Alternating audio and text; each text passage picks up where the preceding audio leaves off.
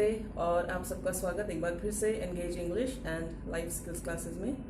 चाहे आप इसे आध्यात्मिक दृष्टि से देखें या अपनी पर्सनल ग्रोथ व्यक्तिगत विकास की दृष्टि से देखें या भाषा की दृष्टि से देखें, सबसे पहले अपने विषय में देखना, समझना और जानना आना चाहिए और इसी के साथ अपने विषय में बात करना आना चाहिए।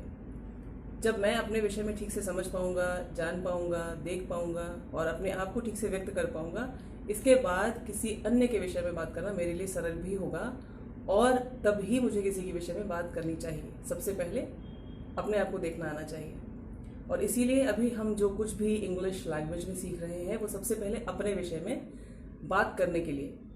पिछले क्लास में प्रेजेंट टेंस के जो 4 प्रकार, the 4 types of present tense, इनको भी हमने समझा। आज छोटा सा एक ब्रेक है। ये ब्रेक इसलिए ले रहे हैं हम क्योंकि आज एक बहुत महत्वपूर्ण कॉन्सेप्ट को हमें समझना है, वर्ब से जुड़े हुए कॉन्सेप्ट को समझना है, जिससे कि आगे की जो हमारी इंग्लिश लैंग्वेज की यात्रा है ये सरल हो जाए। वर्ब क्या होता है? जो कुछ भी हम करते हैं यानी कि एक्शन होता है वर्ब। और हमने जब प्रेजेंट टेंस के 4 प्रकार देखे तो हमने ये देखा कि इसमें हम वर्ब का प्रयोग किस प्रकार से करते हैं। 4 प्रकार कौन से थे, एक बार इसको रिवाइज कर लेते हैं। सिंपल प्रेजेंट या present indefinite tense, present continuous tense, present perfect tense और प्रेजेंट परफेक्ट कंटिन्यूअस टेंस। आज सहायक क्रिया यानी कि हेल्पिंग वर्ब के विषय में हम समझेंगे, यानी वो वर्ब, वो क्रिया जो मुख्य क्रिया यानी कि मेन वर्ब की सहायता, उसके सहारे के लिए किसी वाक्य में आती है। जब भी हम अपने किसी कर्म को उसकी विशेष अवस्था में बताना चाहते हैं तो हम हिंदी में भी सहायक क्रिया का प्रयोग करते हैं। जैसे मैं चाहती हूँ, ये हुआ सिंपल प्रेजेंट। मैं चाह रही हूँ, ये हुआ प्रेजेंट कंटिन्यूअस। मैं चाह चुकी हूँ, ये हुआ प्रेजेंट परफेक्ट। और मैं चाहती आ रही हूँ, ये हुआ प्रेजेंट परफेक्ट कंटिन्यूअस। तो इसमें आप देखिए कि हमने चाह के साथ अलग अलग प्रकार के शब्दों का प्रयोग किया क्योंकि हमें उस चाहने के एक्शन, टू वांट के एक्शन के अलग अलग स्टेट्स को, अलग अलग अवस्थाओं को दिखाना था। इसी तरह से इंग्लिश में भी हम किसी एक्शन, किसी कर्म की अलग अलग अवस्थाओं को दिखाने के लिए उसके साथ सहायक क्रिया का प्रयोग करते हैं, हेल्पिंग वर्ब का प्रयोग करते हैं। इसे ऑक्सिलरी यानी कि AUXILIARY, सहारे के लिए, सहायता के लिए प्रयोग में लाए जाने वाला वर्ब भी कहते हैं। Simple present tense, present indefinite tense में कोई हेल्पिंग वर्ब नहीं होता। इसमें मेन वर्ब, मुख्य वर्ब अपनी अवस्था में बिल्कुल अकेला अपने अर्थ को ठीक से समझा लेता है। जैसे कौन कौन से वाक्यों के साथ हमने पिछले क्लास में सिंपल प्रेजेंट टेंस को देखा था। एक तो था कि मैं हूँ, मैं कौन हूँ, कैसा हूँ, इसके विषय में हमने 3 वाक्य देखे थे। I am an Indian, I am a human being और आई एम इमॉर्टल। मैं ये हूँ, मैं हूँ, होने का जो हूँ वाला सेंस है, इसको हमने सिंपल प्रेजेंट में देखा कि हमने जब इंग्लिश में दिखाना चाहा तो हमने कहा आई एम और उसके आगे जो कुछ भी मुझे बताना था वो मैंने लगाया। एम क्या है? टू बी का आई के लिए सिंपल प्रेजेंट फॉर्म है। तो जब मैं सिंपल प्रेजेंट टेंस का ये आपको बताती हूँ तो आप ये देखिए कि इसमें एम अकेला है, इसके साथ कोई हेल्पिंग वर्ब प्रयोग में नहीं आया है। अब टू डू, कुछ करने के लिए, यदि हम फिर से सिंपल प्रेजेंट टेंस को देखें तो इसमें क्या होता है? हमने कौन से वाक्य लिए थे? हमने लिए थे आई ब्रीथ, मैं सांस लेता हूँ। आई चेंज रोल्स, मैं भूमिकाएं बदलता हूँ। मुख्य काम क्या है? मेन एक्शन क्या है? मेन वर्ब क्या है? सांस लेना, टू ब्रीथ। और दूसरे वाक्य में है टू चेंज। यहाँ पर भी देखिए सिंपल प्रेजेंट फॉर्म बिल्कुल अकेला प्रयोग में लाया गया है, इसके साथ कोई हेल्पिंग वर्ब का, किसी सहायक क्रिया का स्थान नहीं है। तो simple present, present indefinite tense में कोई प्रयोग नहीं है किसी भी हेल्पिंग वर्ब का। यहाँ पर ये हमने समझ लिया। अब आगे आते हैं प्रेजेंट कंटिन्यूअस टेंस में। प्रेजेंट कंटिन्यूअस टेंस में जब मैं कोई हूँ और उसके होने की क्रिया चल रही है वर्तमान में, या मैं कुछ करता हूँ और उसके करने की क्रिया अभी वर्तमान में अभी चल रही है, तो इसको कहा जाता है प्रेजेंट कंटिन्यूअस। इसमें कौन कौन से वाक्य थे? एक वाक्य था आई एम बीइंग एजी और दूसरा वाक्य था I am feeling sleepy. I am being edgy, इसमें मैं चिड़चिड़ा हो रहा हूं, होना मेरा मुख्य कर्म है। कैसा हो रहा हूं? भूखा, प्यासा, नींदा, ये सब एक अलग बात है, लेकिन हो रहा हूं ये एक, या हो रही हूं ये एक मेरी मेन करने वाली क्रिया है। और इसकी प्रेजेंट में कंटिन्यूटी दिखाने के लिए रहा हूं, रही हूं, ये सब हम हिंदी में बोलते हैं। इसी तरह से जब इंग्लिश में हमने बनाया था तो हमने लिखा था आई एम बीइंग एजी, और आईएनजी कंटिन्यूटी दिखाता है, प्रेजेंट पार्टिसिपल फॉर्म है, ये हम पहले ही जान चुके हैं। लेकिन बीइंग के साथ एम भी लगाया गया, आई बीइंग एजी नहीं कहा गया। एम यहाँ पर अपनी वो जो मुख्य भूमिका थी सिंपल प्रेजेंट टेंस वाली उसको छोड़ चुका है। अब जैसे ऐसे समझ लीजिए कि मेन लीड रोल से अब वो आ गया है सपोर्ट वाले रोल में, तो एम लग गया बीइंग के पीछे और अब ये अर्थ दे रहा है हो रहा हूं, आई एम बीइंग एजी। इसी तरह से जब आई एम फीलिंग स्लीपी आपने कहा तो मुख्य क्रिया फील का ING present participle form continuity दिखाने के लिए, लेकिन यहां पर भी एम लग गया अपना वो मुख्य भूमिका वाला ओहदा छोड़कर इसकी सहायता के लिए हेल्पिंग वर्ब ऑक्सिलरी वर्ब बनकर ये यहाँ पर खड़ा हो गया।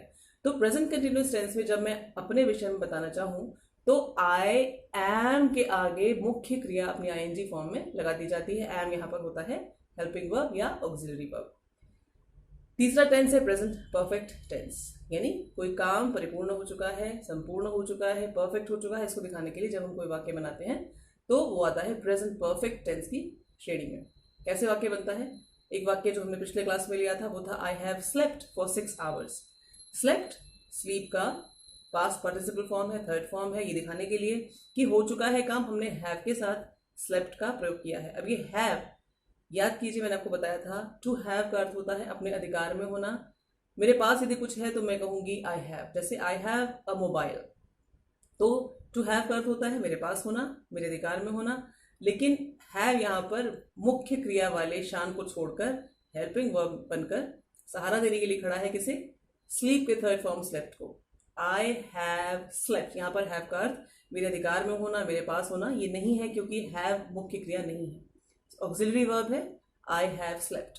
तो प्रेजेंट परफेक्ट टेंस में हैव होता है ऑक्सिलरी वर्ब या सहायक क्रिया या helping verb. Present perfect continuous tense है वो अंतिम टेंस जो प्रेजेंट टेंस के चारों प्रकारों में हमने सीखा था। ये वही टेंस है जिसमें मिश्रण होता है। एक तो प्रेजेंट परफेक्ट टेंस के गुण इसके अंदर दिखाई देते हैं और प्रेजेंट कंटिन्यूअस के भी गुण दिखाई देते हैं। यानी प्रेजेंट अब वर्तमान के इस बिंदु से पहले के पूरे काल में कोई काम पूरा हो चुका है, परिपूर्ण हो चुका है, ये तो एक सत्य है, लेकिन वो अभी भी चल रहा है और ऐसा हो सकता है कि वो आगे भी चले। तो हम कैसा वाक्य बनाते थे? आई हैव बिन एग्जिस्टिंग, मैं अस्तित्वमान रहता आ रहा हूं।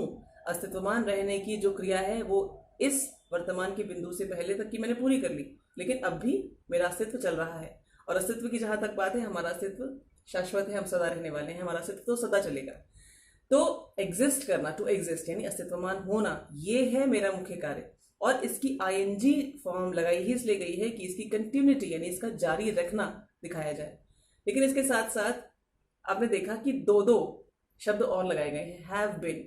अच्छा, जब हमने बात की थी बी वर्ब के साथ कि I have been in existence, मैं अस्तित्व में रहा हूं, तब ये जो बिन था वहां पर बिन बी का टू बी का एक मुख्य वर्ब के रूप में प्रयोग किया गया था बीन के साथ। वहां पर हैव था सहायक भूमिका में, लेकिन यहां पर आप देख रहे हैं हैव भी है, बीन भी है और इसके बाद लगाया गया है एग्जिस्टिंग, मुख्य क्रिया एग्जिस्ट और हैव और बीन।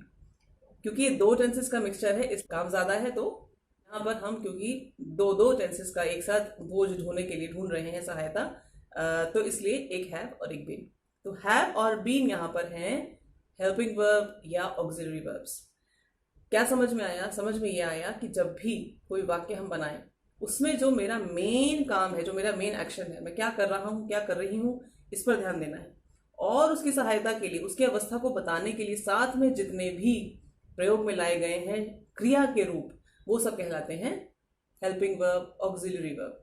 जैसे फ्यूचर टेंस में जब हमने कहा था I will be in existence, तो वहां पर भी बी मेरा मुख्य काम है, होना मेरा मुख्य काम है, लेकिन फ्यूचर में ये होगा इसे दिखाने के लिए विल लगाया गया था। विल यहां पर क्या है? सही कहा, हेल्पिंग वर्ब, ऑक्सिलरी वर्ब। याद कर लीजिए, सहायता के लिए, मुख्य क्रिया की, मेन वर्ब की सहायता के लिए जो भी क्रिया या क्रिया के फॉर्म्स प्रयोग में लाए जाते हैं उनको कहा जाता है हेल्पिंग वर्ब, ऑक्सिलरी वर्ब। ये आज हमने इसलिए सीखा क्योंकि इसको समझकर अब आगे वाले टेंसेस और आगे आने वाले कॉन्सेप्ट्स को समझना हमारे लिए बहुत आसान होने वाला है। बहुत सारे ऑक्सिलरी वर्ब्स हैं, बहुत सारे हेल्पिंग वर्ब्स हैं, वो हम आगे सीखेंगे।